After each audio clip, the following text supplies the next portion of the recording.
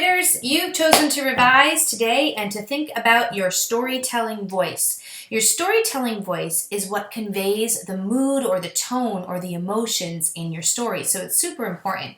When writers are thinking about their storytelling voice, they're thinking about the descriptions that they use, the phrases, the dialogue, and the thoughts that are in their story. So first, and most importantly, did you know that said is dead? Said is the most boring word, and it doesn't really convey very much emotion. And so I'm going to challenge you to think about other words that mean the same thing as said, but convey a different emotion.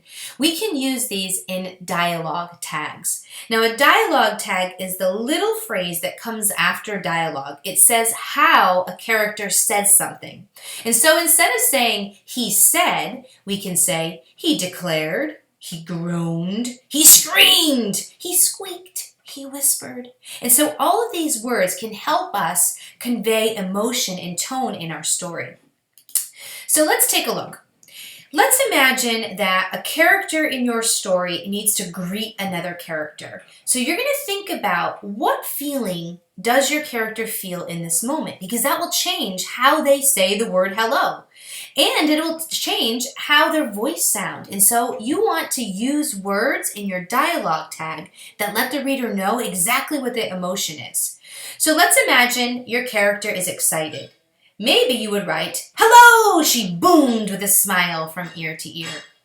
If your character is scared, they might greet another character this way. "Hello?" she said suspiciously.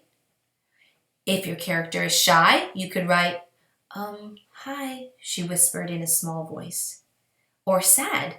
"Sniff, sniff, hi," she sobbed, trying to catch her breath. Or angry.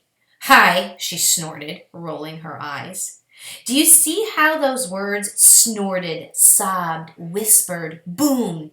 It tells the reader how your character says the dialogue, the words that they say in your story, and it lets them know what the mood is and what the feeling is. So let's take a look at something else. Let's imagine that your character is entering a room.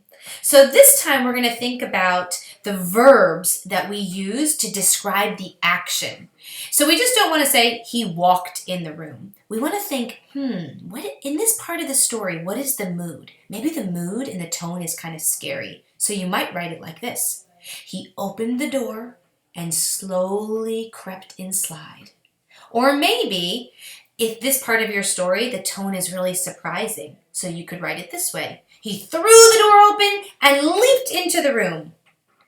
If the tone is really kind of sad and devastating in this part of your story, you might write it like this. He dragged himself through the door frame with the little strength he had left. Or if the tone is angry, you could write it this way.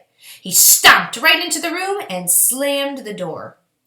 You see, in all of these examples, the character is entering a room, but I chose very precise verbs to describe that action. He crept, he leaped, he dragged himself, he stomped. All of those words convey tone and emotion, and that is what's going to make the reader feel like they're right there in the story.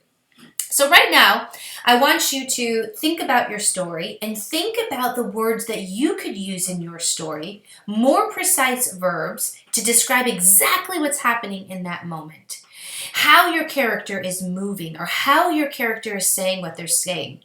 This sheet right here that says, instead of try this, if you click the link on the choice board that says, it's a little square, and it said, if you want some more words with drama, click here. You'll see this whole sheet, and it might give you some ideas about some other words that you could use in your story to make your story more vivid and exciting. So think about a scene from your story right now. Maybe it's in the beginning of your story, maybe it's at the climax, maybe it's at the end, and think about how your character is feeling in this moment.